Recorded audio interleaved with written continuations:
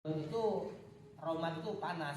Jadi Ramadan itu dua panas. Ya panas badan kita karena menahan lapar dan haus, ya otomatis hangat, dan kehangatan juga kehangatan ibadah, ya cinta ilahi. Nah, kita bisa merasakan, kita bisa melihat ya bagaimana bulan Ramadan semangat bergairahnya umat Islam dalam beribadah. Yang di hari-hari biasa mungkin tidak seperti itu, ya. Minimal selama Ramadan banyak yang pakai baju koko lah, ya. Ibu-ibu pun yang di pasar, ini para tuh mungkin tetangga-tetangganya hari biasa jualan nggak pakai kerudung karena bulan Ramadan yang jualan pakaian, mungkin agak rapihan dikit lah, gitu ya kan. Biasa begitu. Yang laki-laki pun pakai topi haji, biasanya ojek juga begitu, ya.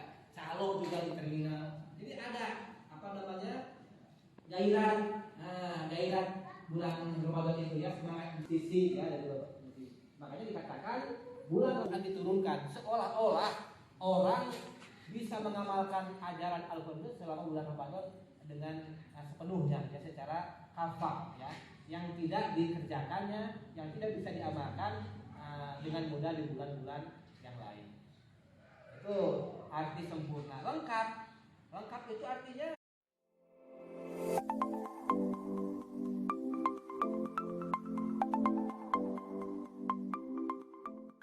kemarin tidak sampai seperti itu, ya. Ketika sholat kita harus wudhu. Kalau wudhu nggak ketemu air, apa solusinya? Islam ada, tayamum ada, semuanya lengkap, ya. Demikian juga ibadah-ibadah yang lainnya. Dalam keadaan normal seperti apa yang kita lakukan, dalam keadaan darurat seperti apa yang kita lakukan, ya.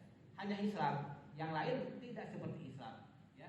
Untuk istilah syariat pun, nanti kalau kita baca Alkitab, ya, Bible, Tauratnya maupun perjanjian baru, istilah Nabi saja pun tidak jelas, ya.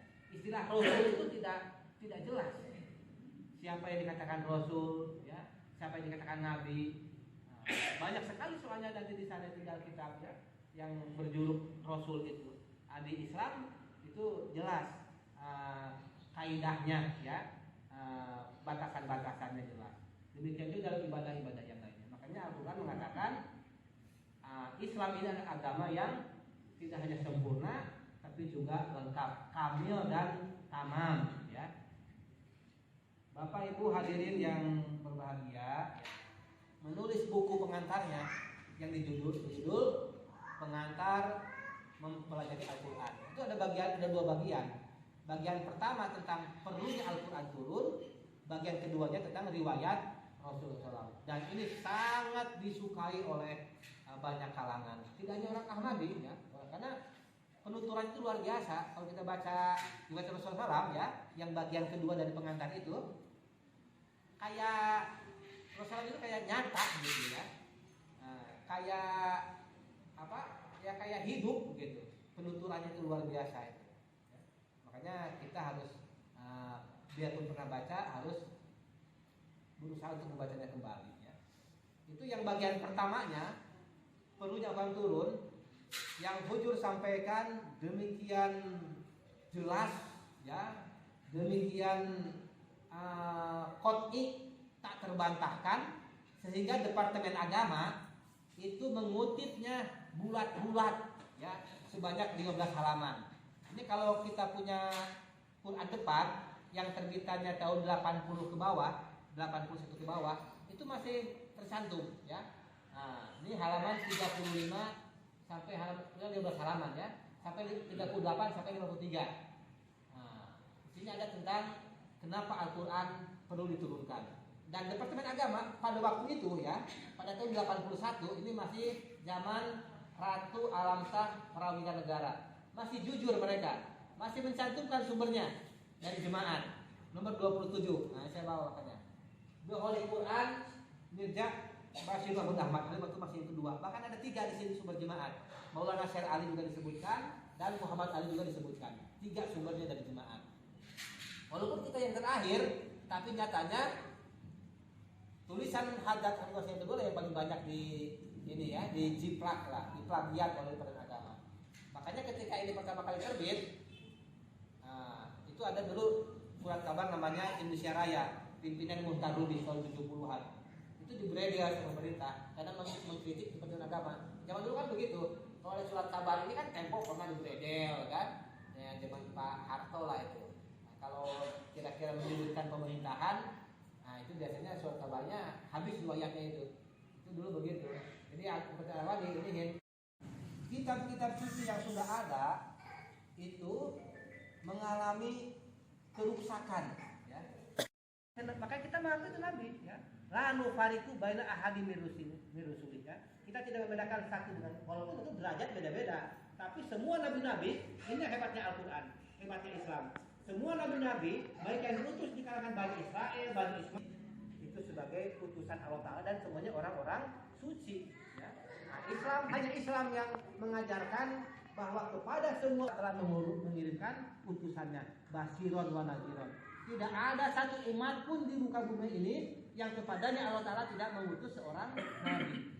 Makanya yang ini kadang-kadang umat Islam yang salah kaprah, ya, dikiranya nabi hanya 25 saja. Padahal 25 itu nabi dan rasul yang diceritakan dalam Al-Qur'an. Kata Al-Qur'an, ya, wa rusulan qad qasasnahum 'alaika min qablu wa rusulan lam naqsusum 'alaika, ya. Sebagian rasul-rasul kami ceritakan, tapi sebagian besarnya tidak kami ceritakan.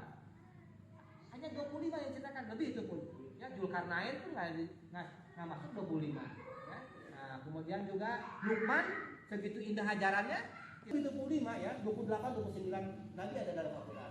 Selebihnya masih banyak, ada 124.000. Bayangkan saja ada berapa suku di muka bumi ini.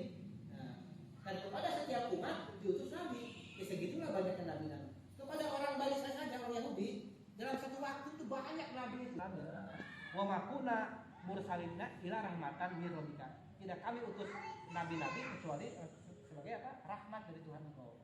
Nabi itu rahmat, ya. Ada satu kitab suci pun sebelum Al-Quran, tidak ada satu agama pun sebelum Islam yang pernah mengatakan kepada umatnya, kepada orang-orang, bahwa kitab suci mereka kitab suci yang terakhir, atau agama mereka agama yang terakhir. Tidak ada. Malahan justru sebaliknya, ya. Kitab-kitab suci sebelum Islam, sebelum Al-Quran, ya, agama-agama sebelum Islam semuanya menubuatkan, mengabarkan tentang akan datangnya kitab suci yang lebih lengkap, lebih sempurna, agama yang lebih lengkap dan lebih sempurna, dan nabi yang lebih agung dibandingkan dengan nabi yang mereka imani, mereka ikuti, ya. Itu Muncul mengatakan seperti itu. Kenapa kedatangan Al-Quran diperlukan? Karena tidak ada satu agama kitab suci pun sebelum Islam, sebelum Al-Quran yang mengatakan kitab suci kitab yang terakhir. Malah kebalikannya, menubuatkan tentang akan datangnya ajaran yang lebih lengkap, lebih sempurna setelah kitab suci yang mereka imani itu, ya. दिले मुझतर सुकू पाए जहाँ उम्मीद बर आए सहारा बेसहारों को मिले जीवन सवर जाए मोहब्बत की खिले कलियां